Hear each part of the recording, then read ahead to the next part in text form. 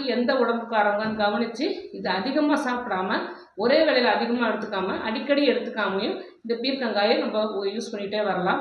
இந்த பீர்க்கங்காவில் மேலே உள்ள அந்த வரி வரியாக உள்ள அந்த ஹார்டு பார்ட்டு மட்டும் எல்லாத்தையும் சீவிட்டு உள்ள அந்த ஃபஸ்ட்டு லேயர் க்ரீனை வந்து தனியாக எடுத்து பிரண்டை துவையல் மாதிரி புளி வைத்து சேர்த்து இதையும் நல்லா ஒரு ஸ்பூன் நெய் விட்டு அந்த பச்சை தோலையும் நல்லா வதக்கிட்டு தேங்காய் போட்டு வடகம் போட்டோ இல்லை உளுந்து பெருங்காயம் போட்டோ இதை வந்து துவையலாக ஆக்கி சாப்பிட்டா கூட ஒரு நல்ல ஸ்வீட்னஸ் கிடைக்கும். அந்த பீர்க்கங்காயோட குணமும் அந்த வாசனையும் அந்த துவையெல்லாம் இருக்கும்.